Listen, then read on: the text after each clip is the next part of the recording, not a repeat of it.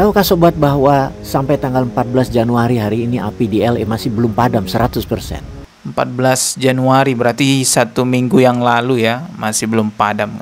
Efeknya, pada malam harinya LA blackout, gelap total. Ini bantuannya belum nyampe udah tumpah ke tengah jalan katanya. Oh iya, orang-orang ini memperlihatkan situasi pengungsian warga LA. You see that the clothes has slowly started to be reduced, which shows that Ini pakaian-pakaiannya semua gitu ya.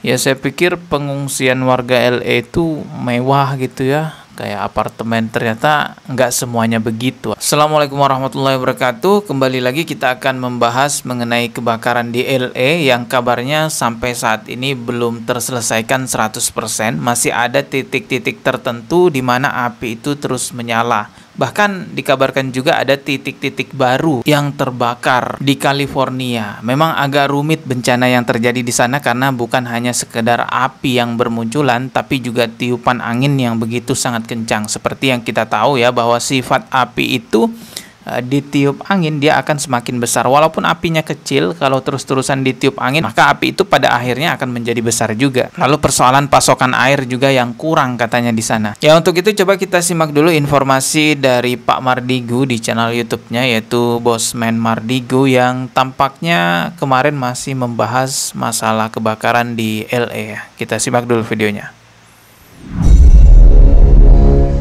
Ada konspirasi dalam kebakaran di LA. Apakah ini disengaja atau ini alam 100%?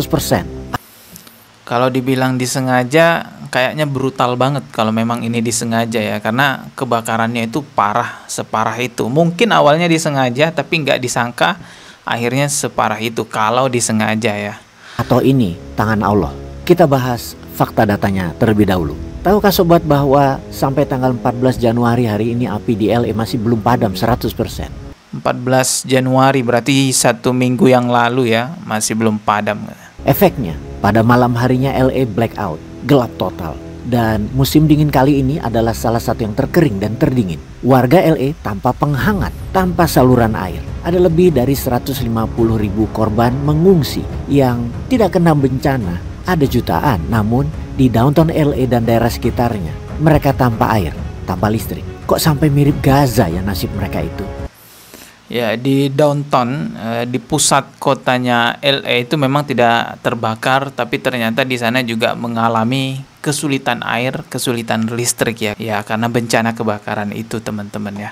Kita langsung ke bagian ini aja ya, yang bahas masalah kerugiannya. Kerugian yang diderita Amerika akibat kebakaran hebat di Los Angeles diperkirakan mencapai 2 kali lipat biaya yang telah dikeluarkan Washington untuk mendukung militer Israel sejak genosida Gaza Oktober 2023. Lalu berapa angka kerugian material dari peristiwa kebakaran LA tersebut? Menurut laporan sementara dari Washington, kerugian ekonomi akibat kebakaran hutan yang melanda Los Angeles merupakan yang terburuk dalam sejarah, diperkirakan melebihi 60 miliar dolar atau hampir 900-an triliun rupiah. Wow, 900 triliun perkiraan kerugiannya. Ini hampir 2 kali lipatnya ya dari biaya yang dikeluarkan Amerika untuk membantu Israel dalam menggenosida saudara sesama muslim kita di Palestina. Sahabat, dengan informasi seperti ini, apa komentar Anda? Kapok nggak tuh Amerika? Atau malah senang dan jadi lebih buas lagi menantang alam? Sekarang coba kita lihat beberapa video yang memperlihatkan situasi warga LA dengan adanya kebakaran tersebut. Ini ada video dengan tulisan, warga berebut bantuan makanan dan minuman Coca-Cola belum sampai ke warga LA malah tumpah di jalan, di tengah jalan gitu ya. Wah, ini bantuannya belum nyampe udah tumpah ke tengah jalan katanya. Oh iya, orang-orang berebut makanan dan minuman ya.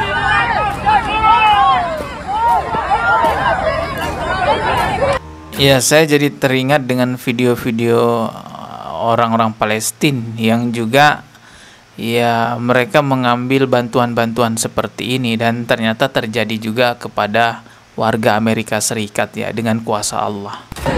Nih, lihat videonya.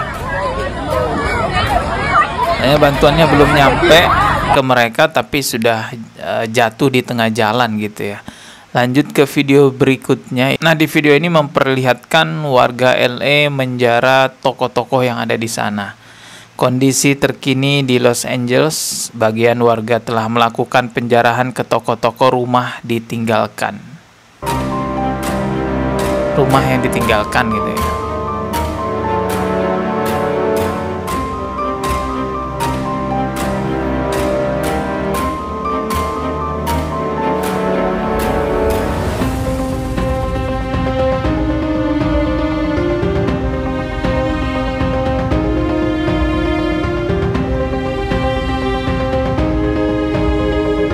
Ya, situasi seperti ini memang sering terjadi ya ketika ada bencana, kebakaran, bencana apapun itu ya.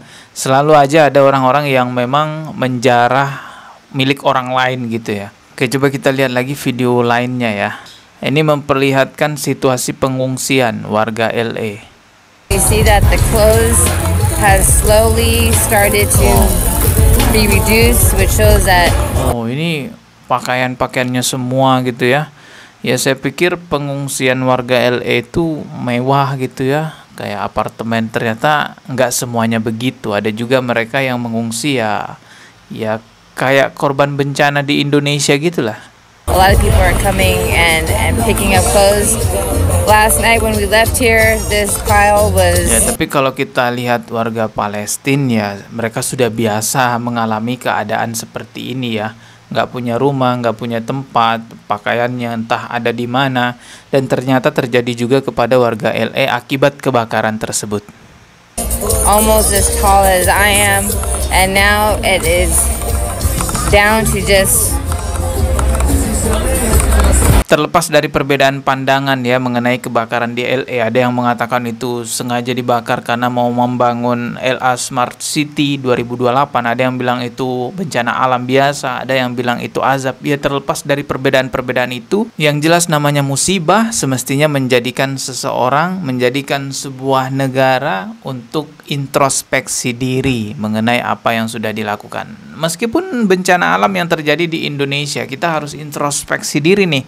Kenapa di Indonesia banyak terjadi bencana alam? Mungkinkah karena di Indonesia semakin dinormalisasi kemaksiatan sehingga Allah murka? Ya, bisa jadi ya. Yang jelas segala macam musibah itu alangkah baiknya kita jadikan sebagai sarana, momen untuk merenung lagi apa yang telah kita lakukan. Semoga saja pihak Mama Rika, pimpinannya Mama Rika mau merenung ya setelah terjadinya kebakaran hebat itu tentang apa yang telah dia lakukan kepada umat Islam Palestina. Kita semua tahu dalang terbesar di balik genosida umat Islam Palestina ialah Mama Rika. Bahkan bisa kita bilang si Riwil itu cuma bonekanya Mama Rika aja. Kalau seandainya Mama Rika menghentikan bantuan militernya kepada si Riwil tidak akan bisa menyerang lagi saudara-saudara kita yang ada di Palestina. Ya, karena memang otak terbesarnya, dalang terbesarnya adalah Mama Rika. Jadi menghentikan penyerangan si Riwil kepada orang-orang Palestina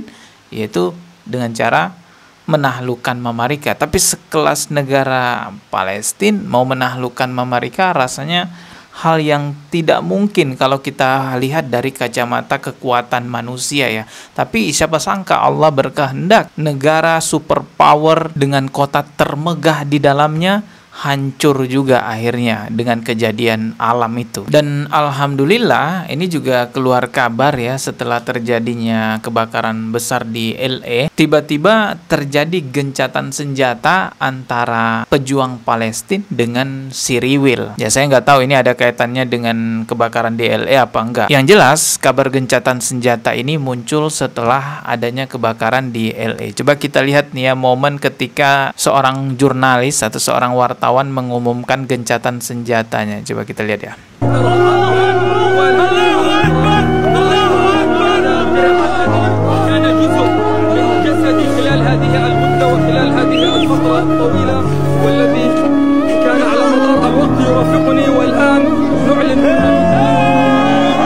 Jadi Jadi seorang jurnalis ini berani melepas helm anti pelurunya dan juga jaket anti pelurunya karena di sana sudah terjadi gencatan senjata, artinya sudah aman, tidak ada lagi kontak senjata, teman-teman. Sebenarnya sudah beberapa kali terjadi gencatan senjata ya, tetapi pada akhirnya pihak Siriwil nyerang lagi dengan berbagai macam alasan, dengan alasan ada yang memprovokasi lah dan lain sebagainya. Ya namanya wataknya orang Yahudi ya, memang begitu. Tapi semoga gencatan senjata kali ini bisa berlangsung lama sehingga saudara-saudara kita bisa dengan tenang menjalankan ibadah di bulan suci Ramadan, dan semoga tidak hanya sampai gencatan senjata saja, melainkan sampai pada kemerdekaan yang seutuhnya kepada warga Palestina. Kita ketemu lagi di video berikutnya. Subscribe dan juga loncengnya ditekan sebagai notifikasi. Wassalamualaikum warahmatullahi wabarakatuh.